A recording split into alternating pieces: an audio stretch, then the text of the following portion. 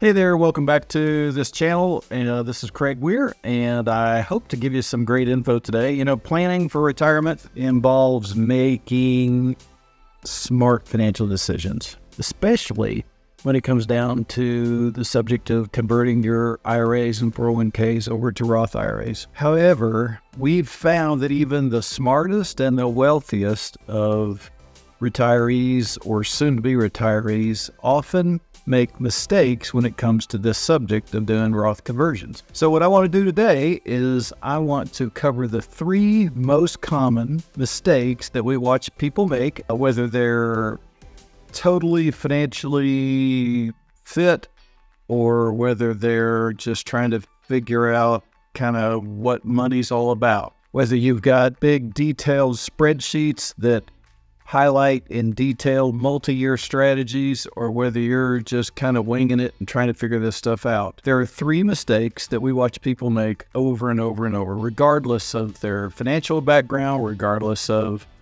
their net worth and their wealth. So what we're going to cover are the mistakes that apply to mainly the people that are what I call IRA millionaires. And if you got less than $1 million, you're tempted to make the same mistakes, and some of these can be made, but specifically with IRA millionaires, I can make some blanket statements that I know to be true 99.9% of the time. And in this video, that's what I'm going to do. Also, at the end of my comments about the 3 mistakes, I'm going to add a bonus at the end. And I'm going to give you the 3 critical questions that need to be answered anytime you're doing any Roth conversion situation. So mistake number 1, a lot of people make the mistake of converting only enough to get to the top of their current tax bracket. Many people really limit their conversions to just below the top of that current tax bracket, believing that it's the most tax efficient strategy. So is that you? Somebody you know? I will tell you this, if you're an IRA millionaire, that approach is going to result in you paying a lot more taxes later when tax rates might be higher. But regardless of whether tax rates go up or not, our research and our experience shows that you're going to pay a lot more tax. And I'm talking about $1 million more tax, not just a little bit of chump change. We meet with hundreds of people every single month. Many of those engage us through our CFPs that are strict, pure fiduciary CFPs. And what we have discovered is this is probably the single biggest mistake. Now, many people are told to do that by their advisor, whether they're an investment advisor or a financial advisor. That's kind of the party line within the industry, so to speak. Just go to the top of your tax bracket. A lot of CPAs and tax preparers also tell their client, just go to the top of your current tax bracket. While that seems logical, it's going to subject you to a lot more tax over your lifetime. So you have to consider your overall long-term tax situation, income sources, future required minimum distributions, and your net worth implication. In the overwhelming majority of the cases, if you're an IRA millionaire, it's most likely worth it to go into a much higher tax bracket now to save more money in the long run. I want to let that sit in for just a second. We have seen from doing the math and using programs that you're better off, if you're an IRA millionaire, you're better off to pay a higher tax now on the sum that you have today than even a lower tax rate later over a long period of time. And in our webinars that we do, I show you why that is. The crux of it is that $1 million or $2 million that you have right now is going to generate so much taxable forced income through required minimum distributions that you're better off to develop a multi-year strategy today that moves you to a higher tax bracket. So stopping at the top of your current tax bracket is likely going to subject you to more tax. And I know there's some really smart people out there and your spreadsheets show differently. I'm just going to humbly submit you've missed something. Whether it's an inflation rate, whether it's taking into consideration the rising expenses, whether it's your RMD tables, whether it's in the net present value and the cost of money, I don't know what it is. But if you're not finding that, you're maybe that 1/10 of 1% that is that it doesn't apply to. And if you're that 1/10 of 1%, the only way you qualify for that is if you're already taking more than 4 or 5% of your IRA out for living expenses. And on top of that, you have to take all the money from your IRA to pay the taxes while you're taking care of all your living expenses. The fact that you have to take money out of your IRA to pay the taxes on conversions doesn't bother me. We see the overwhelming majority of our clients, 70–80% of them, have to do it that way, and it works just great, saves a lot of money. Our average client has probably got $1 million, $1.5 million in IRAs, and they're going to save $3 million or avoid over $3 million over their lifetimes, and an estimate for what their kids are going to save as well. So if you want to make sure that you don't just leave a lot of money sitting at the doorstep of the IRS, you've got to get to higher tax brackets, and you got to do it sooner. You got to do more than what you probably think or are comfortable with today. All right, so that's mistake number one. Mistake number two, it's similar, but it's the mistake of stopping doing conversions at a dollar amount that puts you into higher Medicare premiums. So let me explain. In case you aren't aware, when you enroll for Medicare premiums Part B and D are income-based premiums. And they have thresholds of different brackets established of how much income you can have before you go into paying higher Medicare Part B and Medicare Part D. And you can get up to an extra $500 a month for each of you on Medicare Part B premiums at higher income levels. And so logically, people think, well, I don't want to convert more that's going to put me into that once I'm 65 years old. And just like the other one, while it seems very logical, it probably is not the most beneficial long-term strategy. Again, we develop custom strategies for hundreds and hundreds of people every single year. And the math proves out that this Medicare issue is the smallest piece of the puzzle, of the savings puzzle. So you're stopping short because of Medicare, when really Medicare isn't the point. Medicare premiums isn't the point. And I'm not going to say it's nothing, but if you're going to save a couple $1 million over your lifetime in income taxes, what's an extra $500 a month for 3 or 4 years while you do your conversion strategy compared to that? It's peanuts. But most of the time we find that if you accelerate the Roth conversions and you do them at a higher tax bracket, push yourself into higher IRMA brackets if you're already 65 years old, while you're going to pay more premium on the front end, by the time that's finished, 2 years later, it's going to drop off, and now you're going to pay the minimums for the rest of your life if you're the average person, if you're the one that we typically see come in and out of our business. And you will have insulated yourself from higher taxes, higher tax brackets because of taxable income, higher RMDs because you didn't convert as much as you needed to or should have, and higher Medicare premiums. Our average client will save at least $80,000 of Medicare Part B and D premiums by accelerating their conversions as opposed to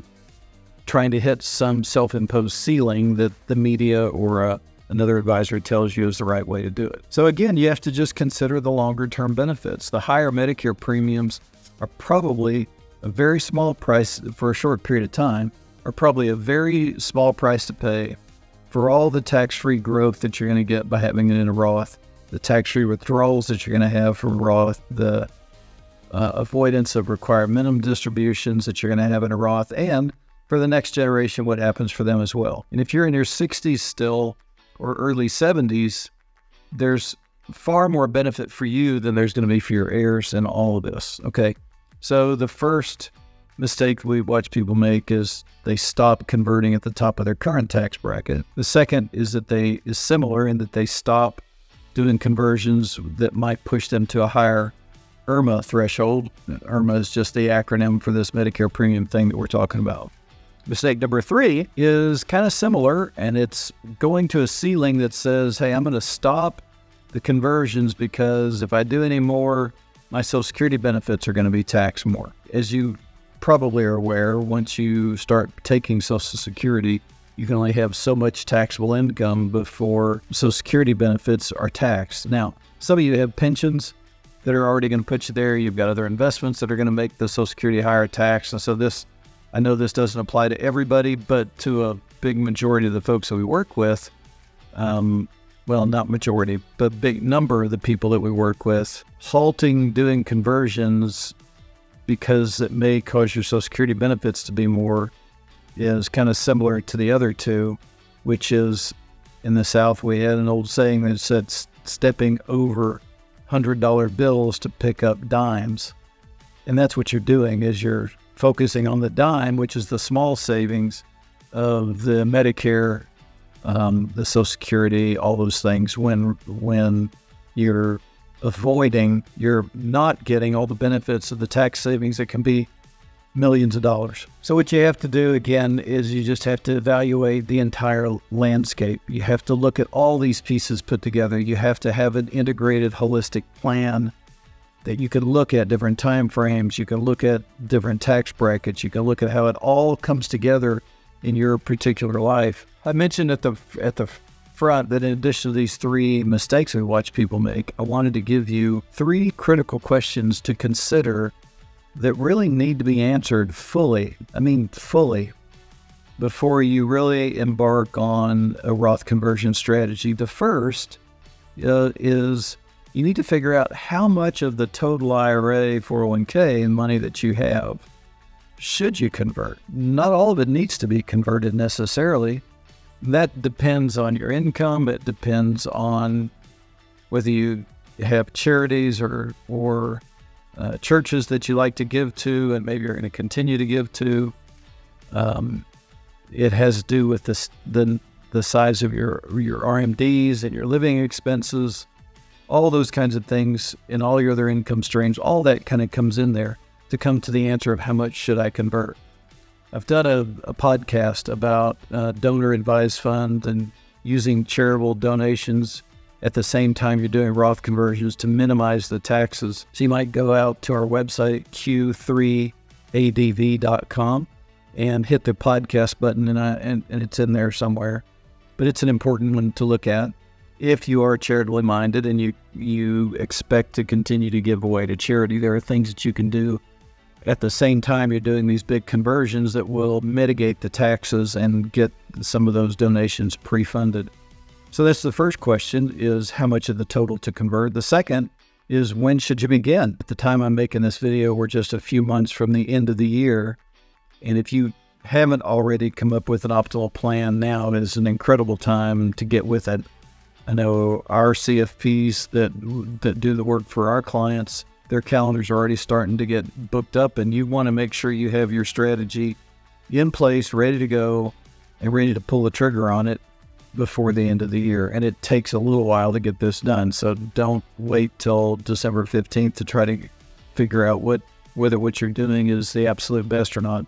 The third question is, which tax bracket is going to provide you the optimal tax avoidance, while also allowing you to at least maintain and hopefully grow your net worth. So those are 3 really critical questions. I guess as a bonus, I'll say, look, the unintended consequence of not getting this right is that you leave too much money in your IRA at your death, which makes the IRA a pretty significant heir instead of maybe other organizations or people that you care about.